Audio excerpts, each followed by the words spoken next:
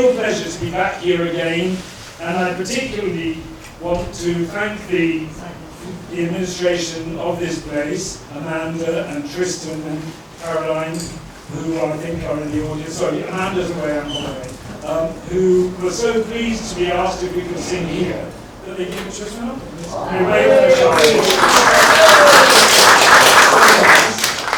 We've got Darren Hayman here, who's going to sing his version of two of William Morris's songs. And our star for today is, of course, Florence Boos, who's come all the way from the United States of America to give us the historical and musical background to William Morris's songs.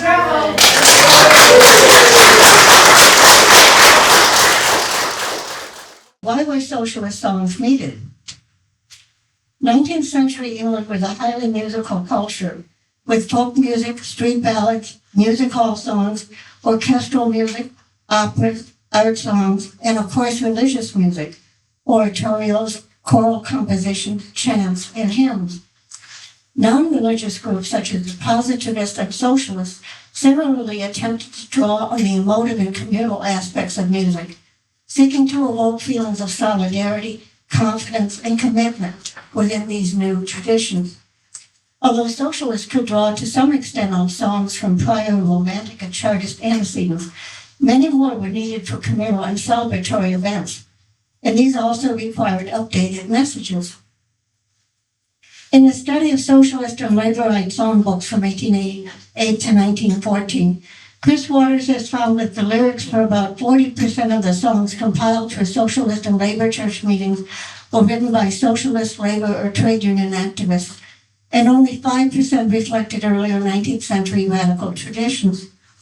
Of the 14 most common titles, moreover, no fewer than 4 were by Morse, with 2 by Fabian Edith Nesbit, and each of the other 8 authors contributing 1 apiece. Of the Morris selections, the most popular was the March of the Workers, which Morris had written for the inaugural issue of the Socialist League newspaper, Commonweal, followed by the Voice of Toil, All for the Cause, and Comrades, Come, Comrades, Come, printed in Chants as Down Among the Dead Men. Elizabeth Miller reports that during its 10-year existence from 1885 to 94, Commonweal published 309 poems, most of these during the period of Morris's editorship from 85 to 90. Of these, nearly a quarter were songs, which she notes were used to open Socialist League meetings, sung during collections, and used at League concerts and entertainments. According to Andrew Haywood, large political meetings commonly included a solo performance by a talented member, as we will have, as well as mass singing. Music did not just play a role as entertainment. In the early socialist movement, it provided the opportunity for an exercise in comradeship in performance and could be directly inspirational. Do I have it? Okay. Furthermore, the Socialist League and its Hammersmith branch each sponsored their own choirs.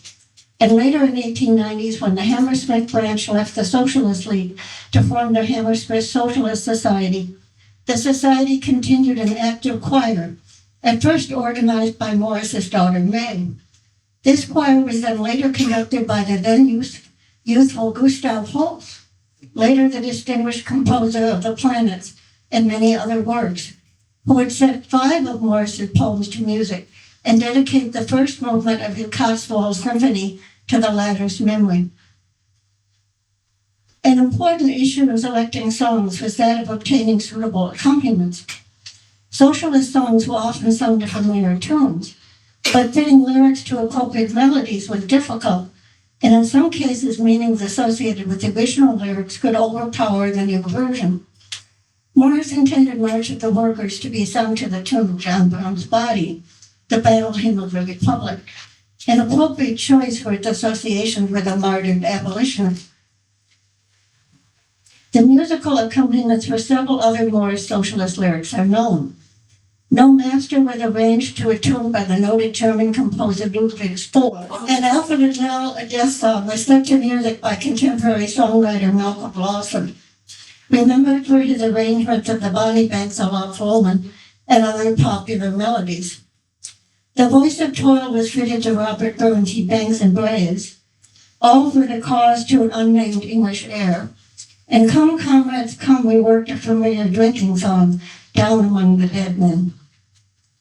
Socialist songs resemble hymns in their appeal to its shared eschatology, that is, vision of the future, metaphysics, and interpretation of history, as well as their call for commitment to an ethical ideal. Miller notes that unlike Romantic era songs and many hymns, socialist lyrics more often employed a we voice, or spoke directly to the you of their audience. And this is clearly seen in Morris's songs. The first of these, The Day Is Coming, for example, may be modeled on his first effort at a political song, Wake London Lads, written for an 1878 mass meeting of the Eastern Question Association, called in opposition to a proposed war with Russia. At this, a workers' choir had led the huge convocation in singing Morris's verses to the tune of the hardy Norseman's Home of Yore. The Day Is Coming attempts a similarly informal approach, as an older speaker crafts a narrative for his younger audience. Come hither, lads, and hearken, for a tale there is to tell. The tale's vision of the future includes an indictment of the effects of contemporary competition and inequality. I tell you this for a wonder, that no man then shall be glad of his fellow's fall and mishap to snatch at the work he had. Then all mine and all thine shall be ours, and no more shall any man crave for riches that serve for nothing but to fetter a friend or a slave. Similarly, the voice of Toil begins colloquially. I heard men saying, leave hope in praying, all days shall be as all had been, as the we voice recounts the griefs of history, where fast and faster our iron master, the thing we made forever drives, bid us grind treasure and fashion pleasure for other hopes and other lives. These overheard speakers are nonetheless heralds of the revolution. I heard men saying, leave tears and praying, the sharp knife heedeth not the sheath. Are we not stronger than the rich and the longer? Until the speaker joins with these other voices to urge shared action. Come, shoulder to shoulder, ere earth grows older, the cause spreads over land and sea. No master similarly projects an informal shared voice, saith man to man, and a we voice blending with that of the narrator. In all for the cause, the earnest speaker addresses his audience directly. Hear a word in season, for the day is drawing nigh, when the cause shall call upon us, some to live and some to die. The march of the workers evokes the thunderous sounds of a marching populace, as well as urgent questions to its audience. Is it war then? Will ye perish as the dry wood in the fire? Is it peace? Then be of us, let your hope be our desire. And finally, the last of the original 6 chants, Down Among the Dead Men, appeals to humor and camaraderie as it imagines a socialist variant of a comic celebration of debauchery. Well done, now drink another toast and pledge the gathering of the host, the people armed in brain and hand to claim their rights in every land, and he that will this toast deny, down among the dead men let him lie. As mentioned, Down Among the Dead Men had been a traditional song, probably first published in the 18th century and still popular with the Victorians. Dead men were empty bottles, and to lie down with them was to pass into a drunken stupor. Morris may have chosen the term chants rather than songs to reflect the collective public nature of these works, as like the choral plainsong and chants of his high church youth. Such music was intended to express an organized, shared, long-term commitment. As Elizabeth Helsinger has observed, collective singing or chanting is meant to produce what it names. Their rhythmic features give the refrain verses momentum and energy, where expressive release comes both through chanting and the physical activity, marching shoulder to shoulder, that the text encourages. A living fellowship of voices and bodies acting together with concerted will. She also notes a paradoxical feature of the song's prominent and propulsive rhythms, the use of meter to embody the order and control necessary for a successful and nonviolent workers' movement. The chants attempt to negotiate a delicate balance, a meta-rhythm, Their tone and semantic messages encouraging a certain detachment, even as their rhythms urge immediate participation. This detachment, I will argue later, enables Morris, the speaker, to project a double and blended voice, that of a commentator, perhaps of the middle classes, and of an eviscerated revolutionary worker craftsman. And at this point, I'll stop so that you can hear the songs. Yes. So it's all for the cause. I really felt that it was necessary to print the words for you because some of them are so archaic that you would never guess the words we were about to sing.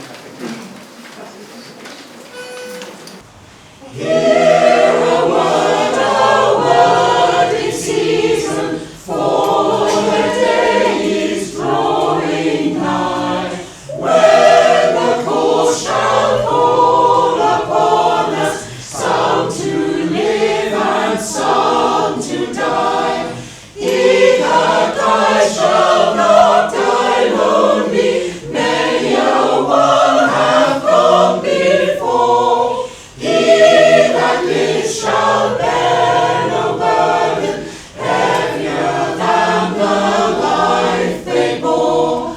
Nothing ancient is their story, in but yesterday they bled.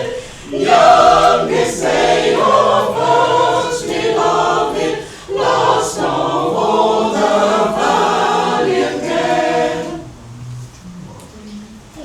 In the grave where tyrants thrust them, lies their labor and their pain. But undying from their sorrow, springeth up the hope again. Mourn not therefore, nor lament it, that the world outlives their light. Voice and wisdom yet they give us, making strong our hands for strife. Some had fame and honor, learned they were and wise and strong. Some were nameless, poor and wretched, weak in all but grief and wrong. Named and nameless, all live in us, one and all they lead us yet. Every pain to count for nothing, every sorrow to forget. How they cry, oh happy, happy that ye were born. In the sandstone nights departing, in the rising of the morn. Feather crown the cause hath for you, well to die or well to live. Through the battle, through the tangle, peace to gain or peace to live.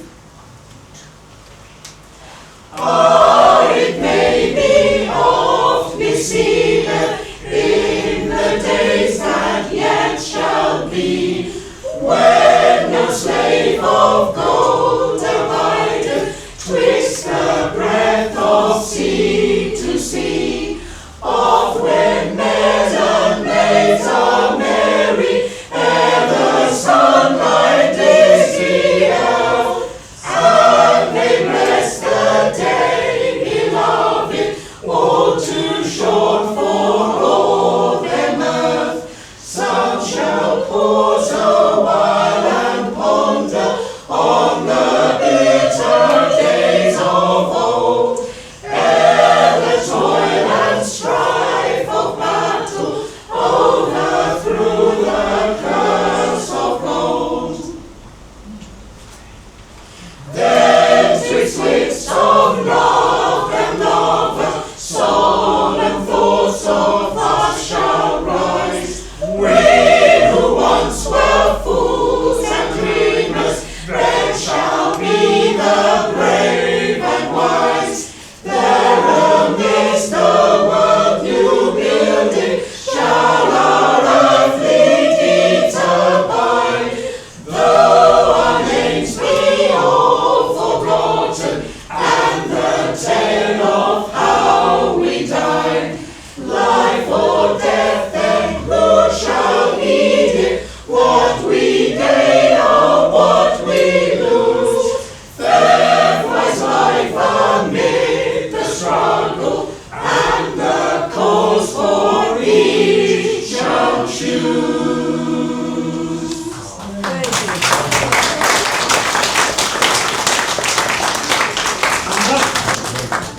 now we welcome Darren Hayman.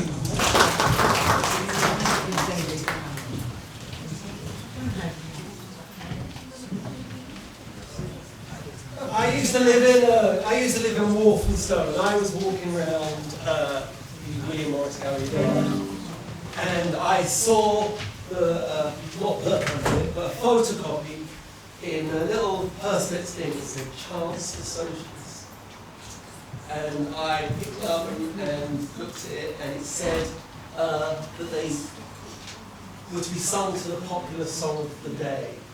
I sort of imagined it almost like great glass in emergency, when you really need socialism, here are these songs for you. I am not the popular song of today. That would be Taylor Swift. And I have sent all of the chants to Taylor Swift, and she has assured me she's working on it, she's getting along with it, it's going to happen soon. But in the meantime, I've done my versions. Another reason why I did it was in my band that I had in the late 90s, I had a couple of political songs, and I was doing an interview with someone, this is about 8 or 9 years ago, and I got told off. I said, why don't you write any political songs anymore? And because they're really hard to write. They're really hard to write without sounding like you're going. And so finding these lyrics really helped me. They were more optimistic than I am, and they cut through to a truth more than I could with my lyrics. They also are, as has been explained, quite long and very archaic, and so I did really take the scissors to them. But don't worry, because for the first time, normally when I introduce these songs, I feel guilty about that. I don't feel so guilty about it this time, because afterwards you'll hear the Strawberry Thieves do them properly, and you can say, oh yeah, okay, that's how it meant to be.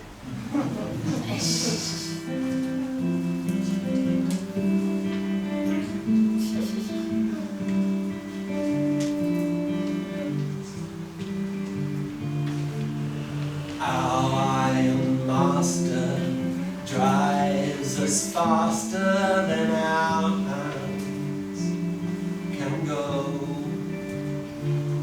whilst we make treasures and fashion pleasures that others only know. We forgot the world's fair, made love our snare. Are we not stronger than the rich and the wronger when day breaks over our dreams? Are we not stronger than the rich and the wronger when day breaks over our dreams? Let dead hearts tarry and trade and marry, and us trembling dreams, whilst we the living, the lives we are giving, we mine richer scenes, birthright new wells. Let love unfurl. Stronger than the rich and the wronger when day breaks over our dreams? Are we not stronger than the rich and the wronger when day breaks over our dreams? Stand shoulder to shoulder, for the world gets much older. Help lies in you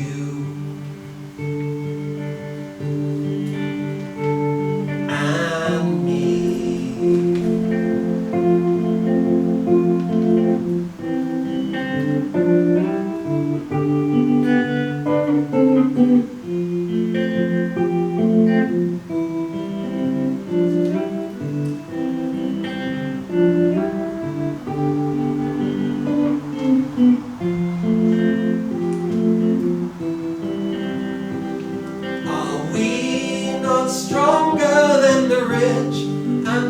wronger when day breaks over our dreams?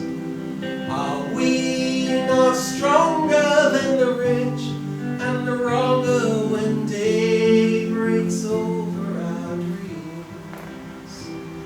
Are we not stronger than the rich and the wronger when day breaks over our dreams? Are we not stronger than the rich and the wronger when day breaks over our dreams?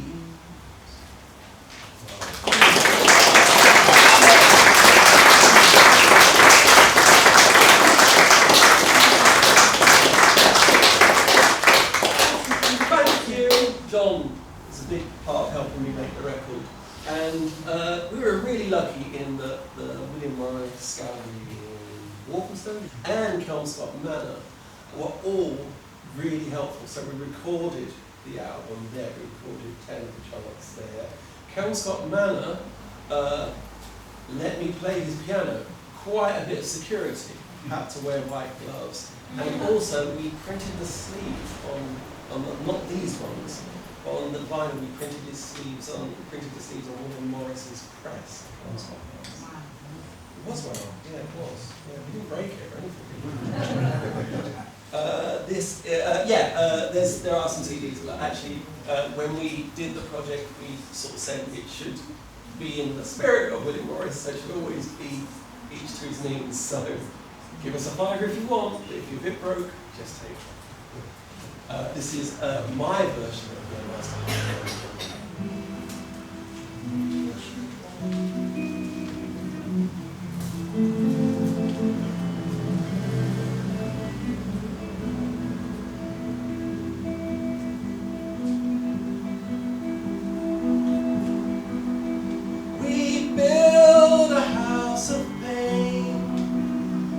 The tears of grief of slaves, and for every patient day we forge the links and chains.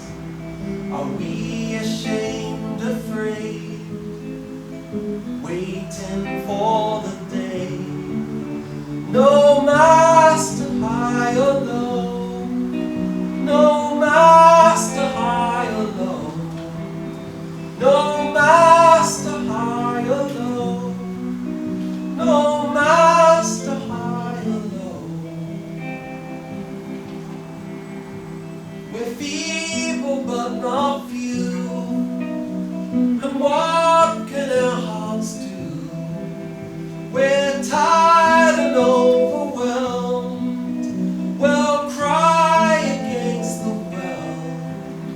Are we ashamed, afraid, waiting for the day? No master high or low, no master high or low, no master high or low, no master high or low, no master high or low, no master high or low, no master high or low, no master high or low.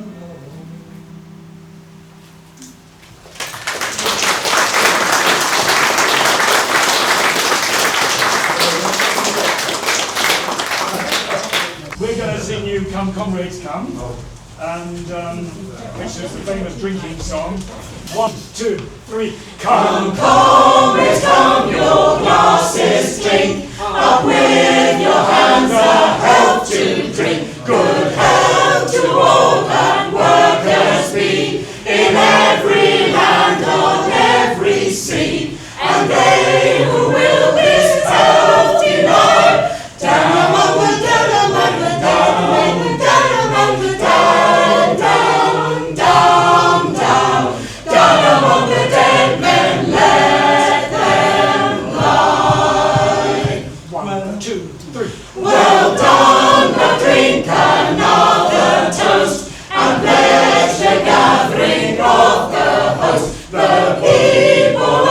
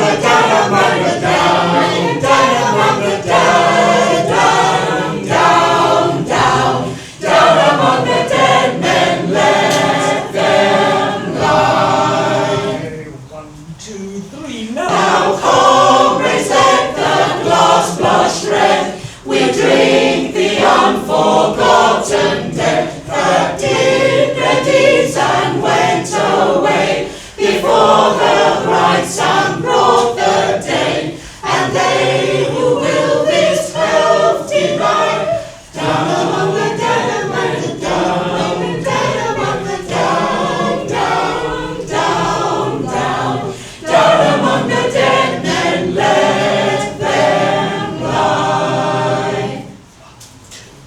Take yet another cup in hand, and drink in hope, our little band. Drink strife in hope, one last earth breath, and comradeship in life and death. And they who will this health deny, down among the down among the down, down among the down, down, down, down, down among the dead men, let them lie. Well done!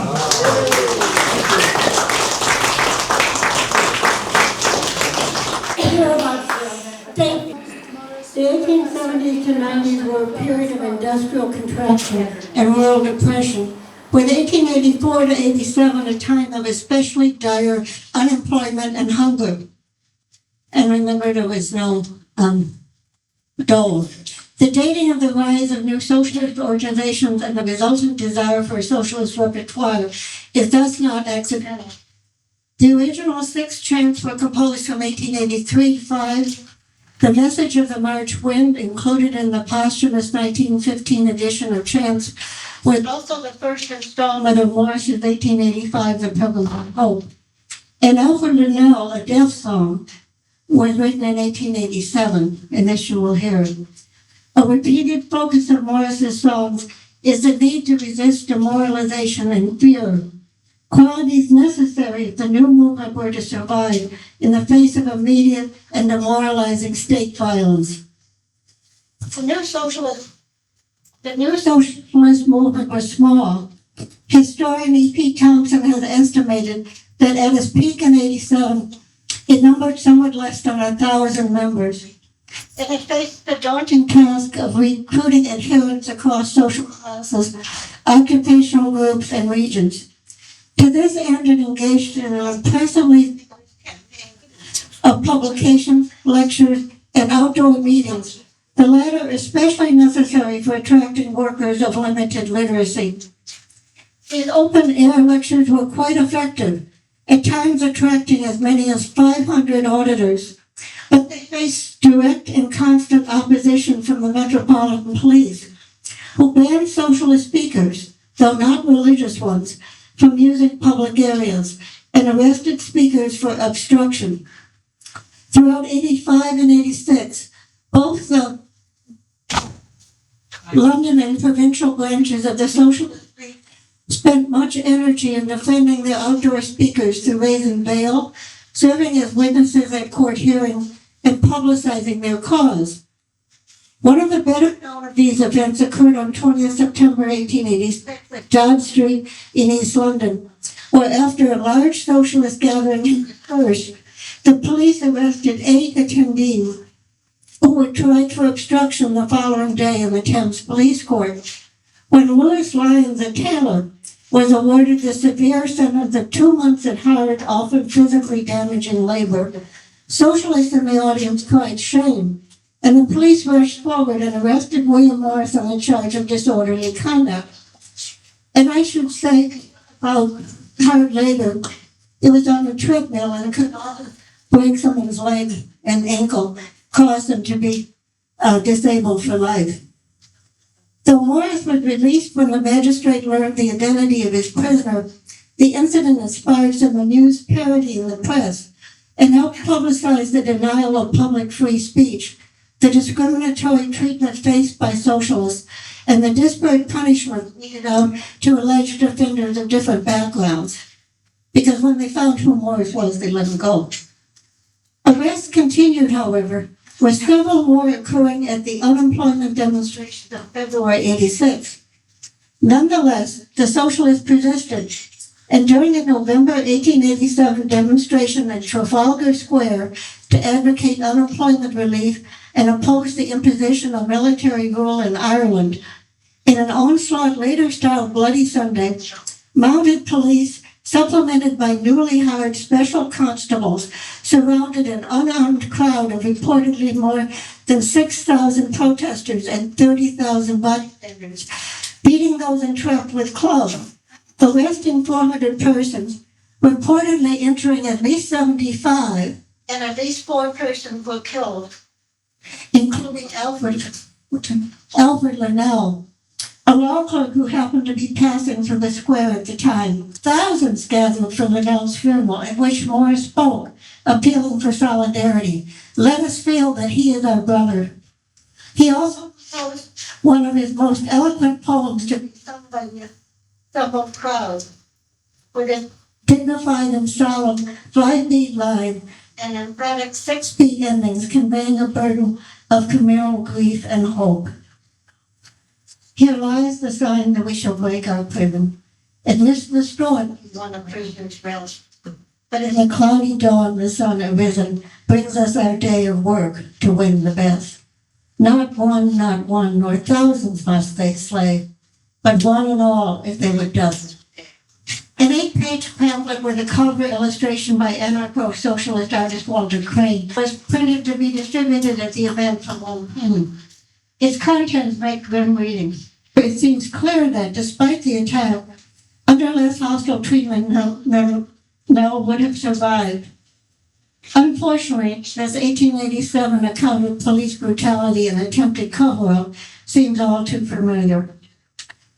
In addition to immediate threats, socialists face the historical problem of repeated defeats.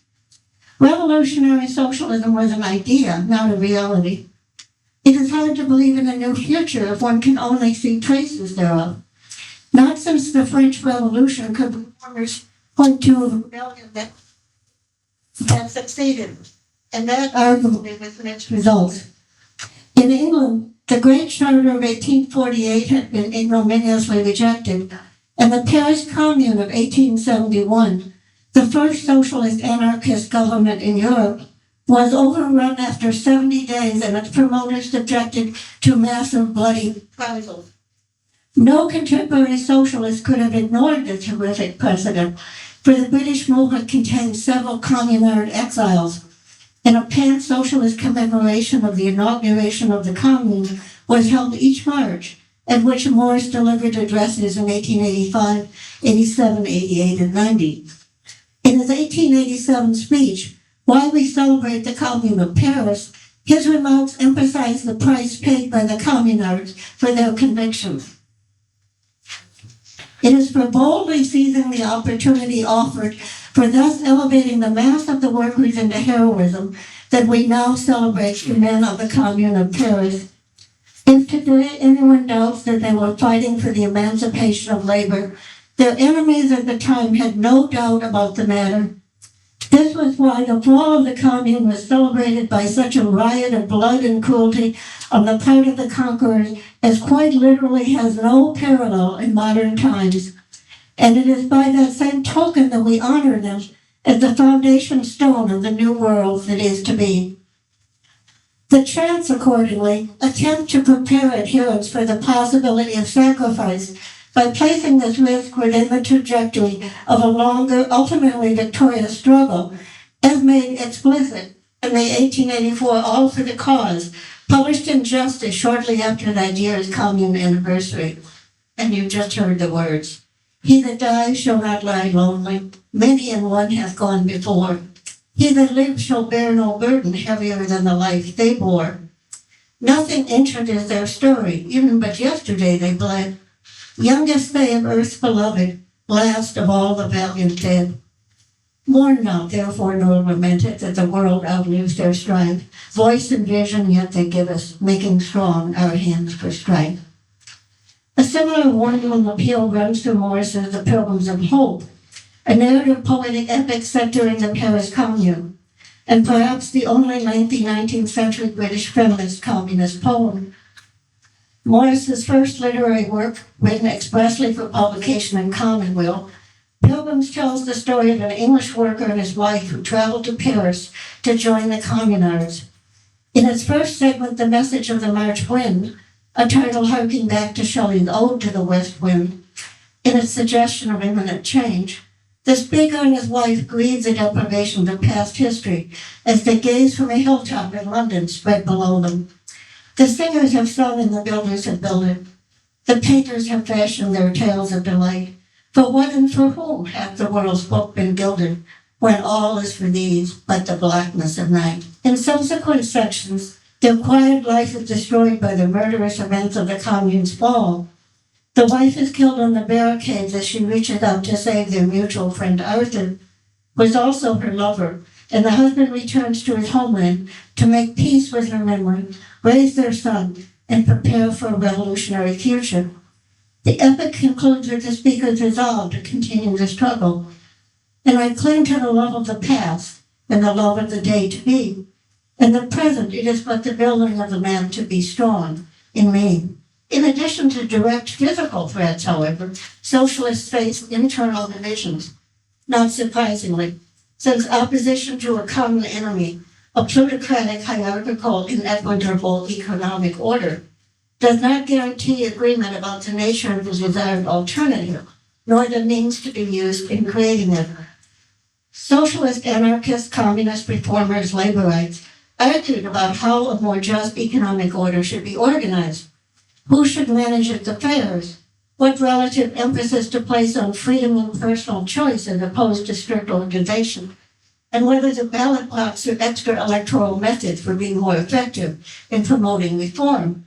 Morris's editorship of Commonweal was one of his chief efforts to promote socialist unity. By the 90s, when Morris had become a distinguished elder of the movement, he increasingly devoted his energies to promoting pan-socialist unity. In his final lecture, urged members of all groups, anarchists, Fabians, the SDF, the newly emerging Independent Labor Party, later merged into the less overtly Socialist Labor Party, and even his own local Hammersmith Socialist Society, to broaden their efforts to include the insights and proposals of the others. The Chants for Socialists, therefore, were similarly designed as an appeal for unity. In this, they seem to have succeeded. For Chris Waters reports that Morris's verses were sung for several decades by Labor Party members, Fabians and Socialists alike. For despite political differences, these several groups were less dogmatic in their responses to music. Fabians sang songs of revolution as well as more general appeals to progress, and more revolutionary socialists included in their repertoire affirmations of change as an evolutionary process. In addition to employing the sonal and ordering qualities of rhyme and rhythm, the lyrics of the chants transcended the contentious present through metaphors and myths that take two interpretive forms, appeals to history and to nature.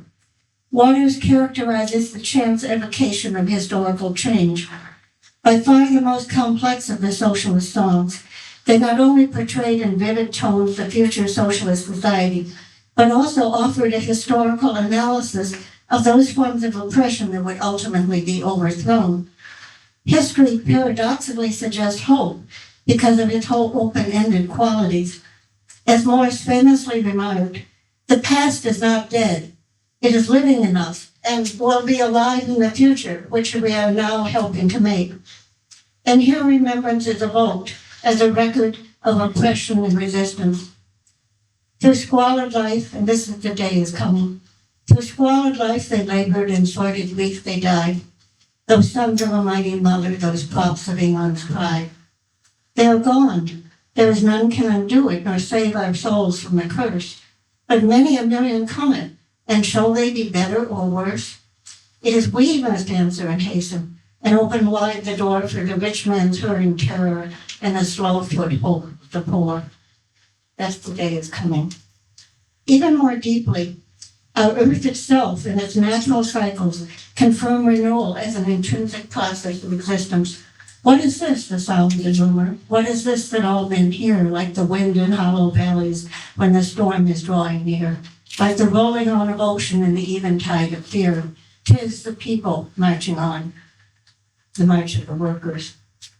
And again, fair now is the springtide, now earth lies beholden with the eyes of a lover the face of the sun. Long lasteth the daylight, and hope is unfolding the green grown acres with increase begun, from the message of the March wind. As Elizabeth Miller characterizes Morris's socialist aesthetics, he seeks to reimagine the human species in terms of a wider sphere of human influence that extends backwards into the past, forward into the future, sideways to other nations, and upwards and downwards into the very atmosphere and soil that constitute the earth. Nicholas Salmon has documented some mid-20th century deprecatory critical views of Morris's Chants. The claim that socialist hymns oversimplify the complexity of social relations, that his appeal to workers assumes a unity of oppression with which more favored laborers could not identify, and finally, that as a member of the middle classes, his words reflect an individual rather than a true proletarian sensibility. As Salmon remarks of the day of coming, in no way can this be termed the language of social realism. This may be the point, however. Such censures, though perhaps apt in other contexts, inversely highlight the inspirational aims of the Chants, with their tonalities of mingled elegy, defiance, and hope, as Morris's songs call on their audiences to put aside rivalries in order to celebrate a fellowship of commitment. Furthermore, Morris desired the various members of his audience to identify upwards and downwards throughout the class structure. And this is an American analogy, but compare the 21st century chant of the Occupy movement, which you remember a few years back was an attempt to occupy and protest against income inequality. The chant was, "We are the 99%. The truly immiserated could take hope from their common participation in a wider cause, while the relatively privileged would be reminded of urgent wrongs still demanding redress. The evocation of the host that bears the word, no master high or low, would also remind even these more favored ones of their own disabilities under a capitalist system, which interpolated them as passive subjects rather than controlling agents of their fate. And finally, what Helsinger has noted in Morris's songs as the quality of detachment from specific events may suggest aesthetic defamiliarization or estrangement. And that's a literary term that refers to the fact that if you distance something, sometimes you can see the familiar again with a shock of recognition. This broader voice also reflects Morris's own complex identification, both as a humanitarian desiring the social well-being of the less fortunate, and as a craftsman designer who bonded across class boundaries with his fellow laborers. This double viewpoint, the fusion of an inner standing point of the subjugated worker with the more analytical stance of a commentator, enabled a blended poetic voice. Despite their disparate occupations, nationalities, ideologies, and respective positions in the capitalist hierarchy, Morris's socialist songs enjoined his audience to identify as workers in a two-tiered system in which some labor and others benefit, and more positively, to affirm their own place within this class system as a vantage point for renewal and resistance. In the face of hesitation and fears, a strongly powerful message was thus needed to harden already committed socialists and attract others to their cause. 130 plus years later, the revolutionary hopes of the original British socialists have been largely moderated by world wars and other setbacks, or postponed into a receding future. Precisely because of their dialectical and dramatic resonances, their immediate yet deferred vision of egalitarian harmony, and their appeals to a mythic and unitive view of history, Morris's chants can still maintain their place in a forward-looking tradition of visionary, musical, and poetic resistance.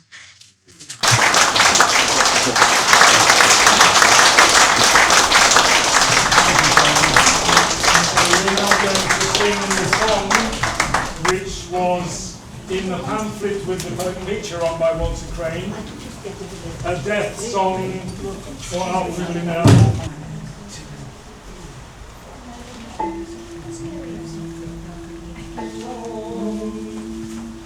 Toll the bell for Alfred Linnell. What cometh here from west to east a-wending, and who are these? The march is stern and slow. We bear the message that the rich are sending back to those who bid them wake and know. Not one, nor thousands must they slay, but one and all, if they would dust the day. Not one, nor thousands must they slay, but one and all, if they would dust the day. Toll the bell for Alfred Linnell.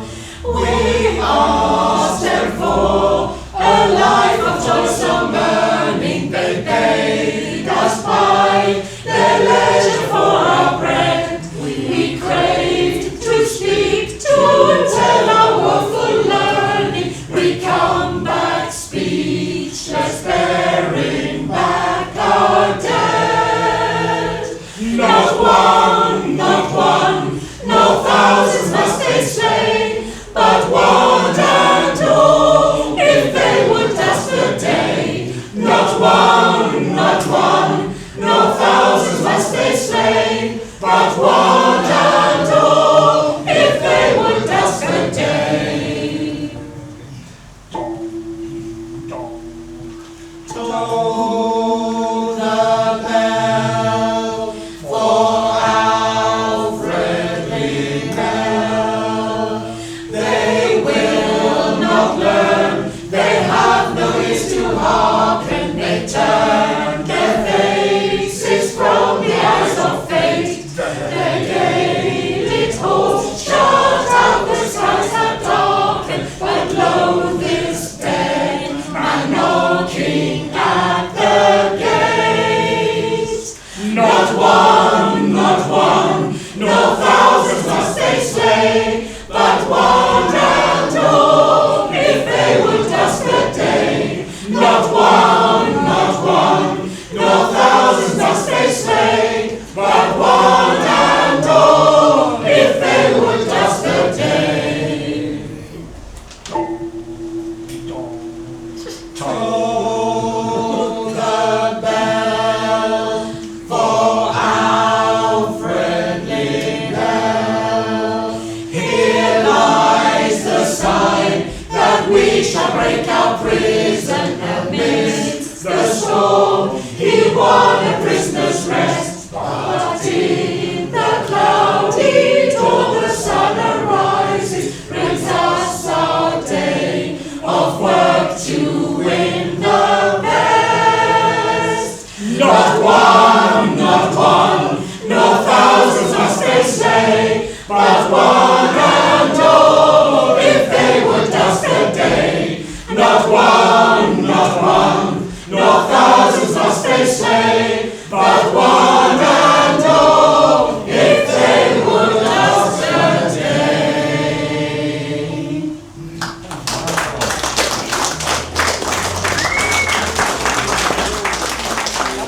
So now we're going to sing the songs that Darren sang earlier in his own inimitable way, with the original words in the original order and tunes that were used when William Morris wrote them. So we're starting with the voice of Toil. 1, 2. I heard men saying, live, hope, and pray, all days shall be as all have been. Today and tomorrow bring fear and sorrow, the never-ending toil between. When earth was younger, midst toil and hunger, in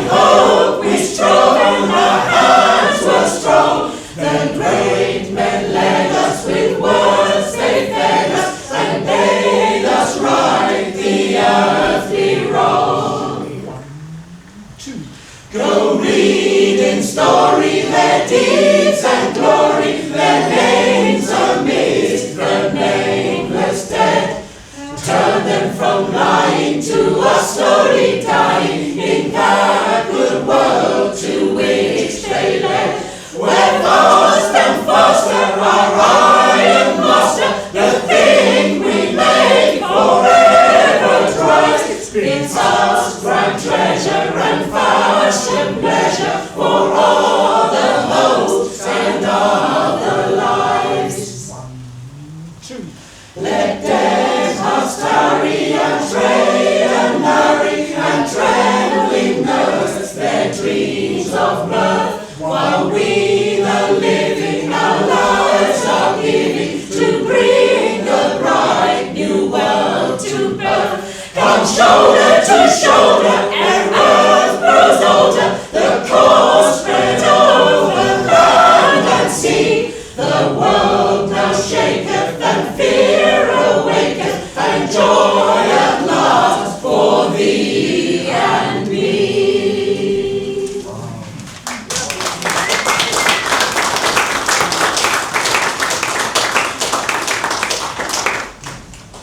Oh, someone de-sexed this one. Whose copy is this? Saith man to man, someone's written saith each to each. We come to that in the last song. We think he's far too masculine in most of these songs. And you'll find out that when you sing with us in the March of the Workers. So, no master. 1, 2.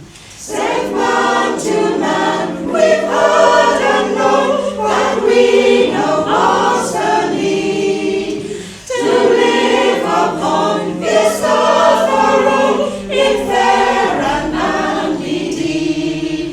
The grief of slaves are passed away, for us hath forged a chain. Till now each worker's patient day builds up the house of pain.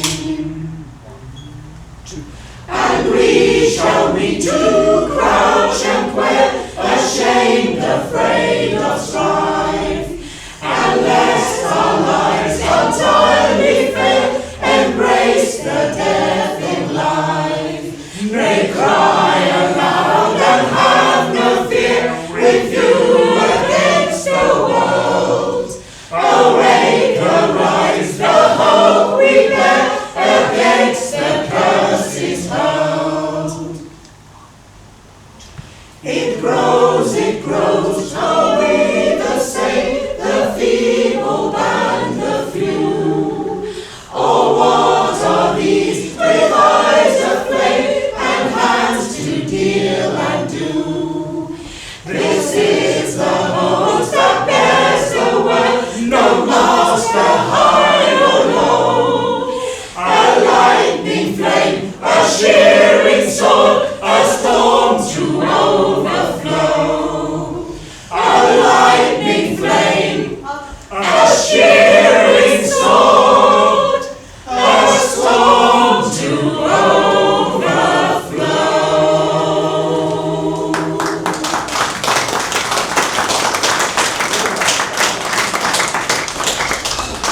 And then the last song we're going to sing of William Morris's, where's the last one after that, is the March of the Workers, which we thought you might like to join in with. 1, 2, 3. What is this, the sound and rumour? What is this that all men hear? Like the winds in hollow valleys when the storm is drawing near. Like the rolling of an ocean in the eventide of fear. 'Tis the people marching on. Whither go they and whence come they? What are these of whom ye tell? In what country are they dwelling? Twixt the gates of heaven and hell. Are they mine or thine for money? Will they serve the master well? Still the rumours marching on. Hark the rolling of the thunder. Know the sun and know they're under. Riseth wrath and hope and wonder, and the hosts come marching on. 1, 2, 3.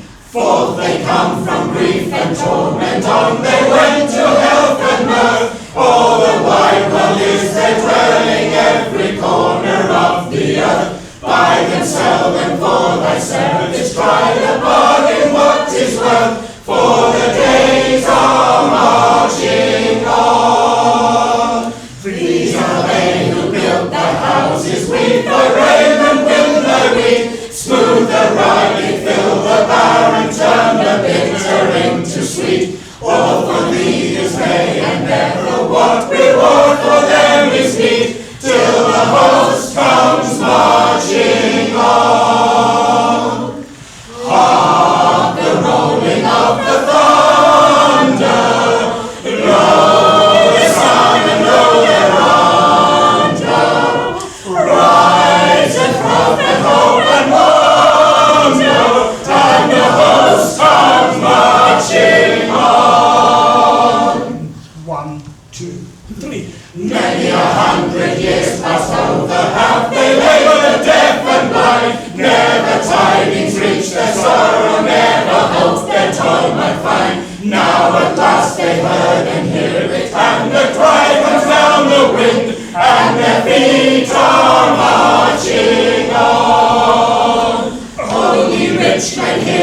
tremble, for with words the sound is right. Once for you and death we lay the stakes, henceforward is the strife. We are men and we shall battle for the world of men and light, and the wise will mend our songs. Hark the rolling of the thunder, lo the sun and lo their under. Rise and wrath and hope and wonder, and the hosts come marching on. 1, 2, 3. Is it war, then will ye perish as the dry wood in the fire? Is it peace, then be ye of the stead, till hope be our desire? Come and live for life, awaketh, and the world shall never tire, and hope is marching on. On we march, then we the workers, and the rumour that ye hear is the blended sound of battle and deliverance drawing near. For the hope of every preacher is the banner that we bear, and the world is marching on. Hark the rolling of the thunder, lo the sun and lo their under. Rise and wrath and hope and wonder, and the hosts come marching on.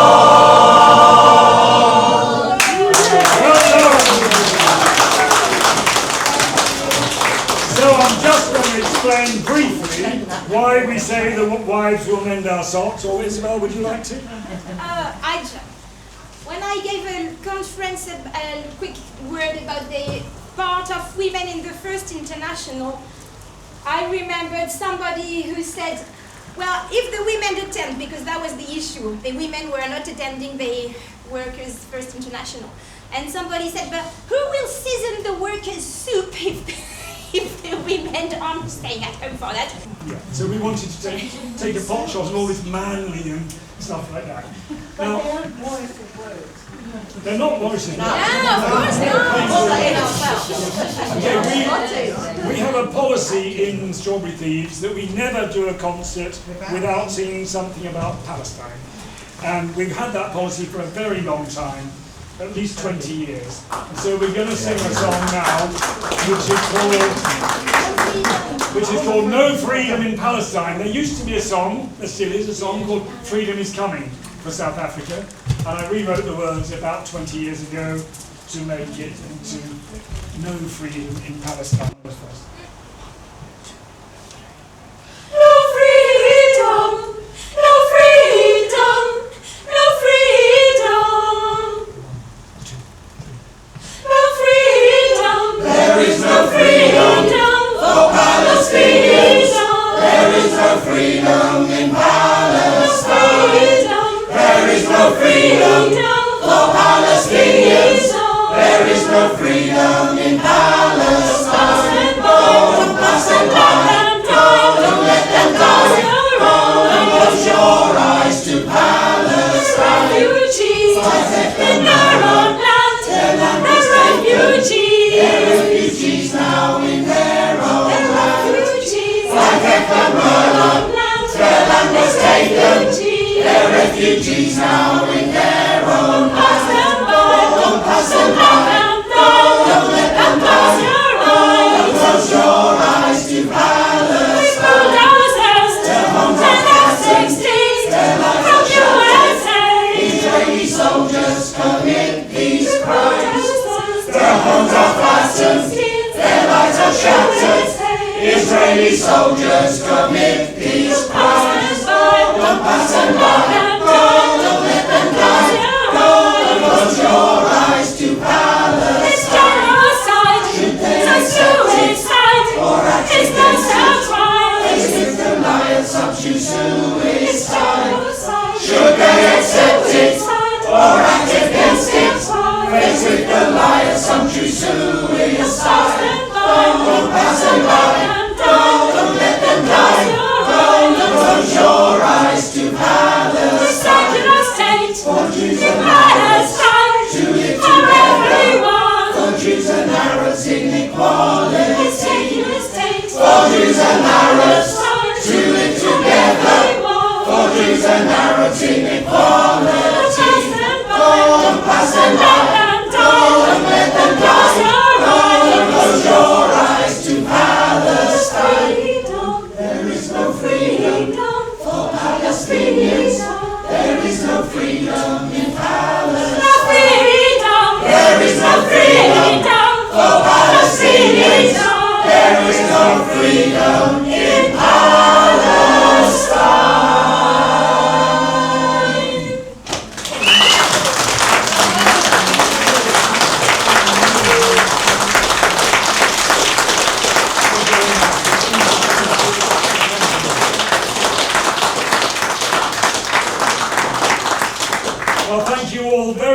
much for coming. It's been an incredibly enjoyable afternoon for us, I feel, in the choir. Thanks to the William Morris House management for giving us the venue free. And it's a perfect venue for us, isn't it? And thank you to Darren for his songs. And thank you all for coming.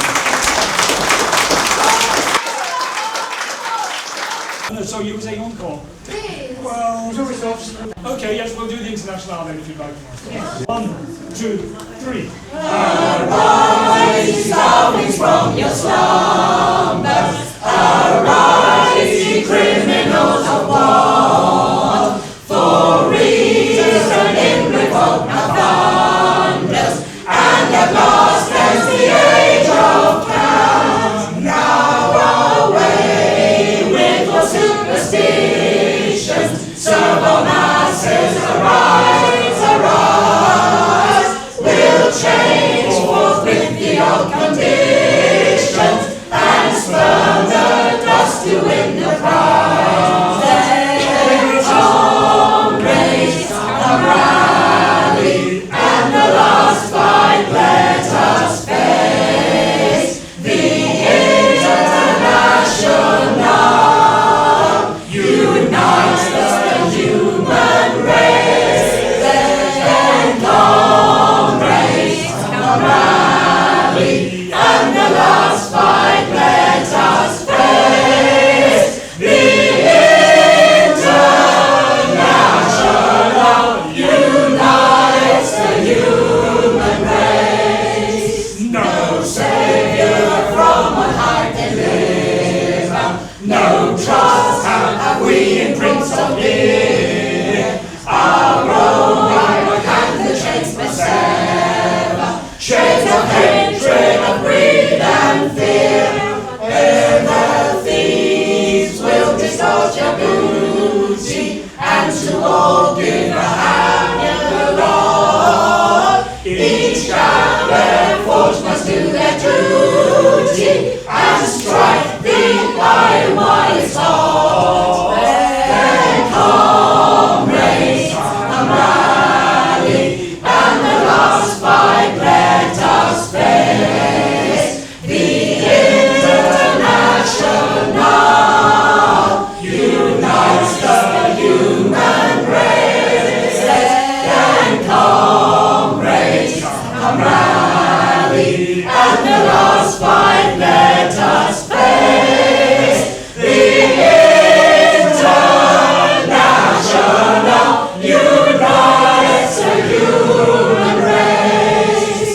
We peasants, artisans and others, enrolled among the daughters and the sons of Toil. Let's claim the earth henceforth for workers, drive the indolent from the soil. On our flesh, long has said the raven, we've too long been the vulture to spray. But now, farewell the spirit craven, the dawn brings in a brighter day. Then comrades, come rally, and the last fight let us face.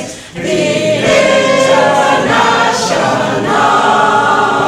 unites the human race. Then comrades, come rally, and the last fight let us face. The International unites the human race.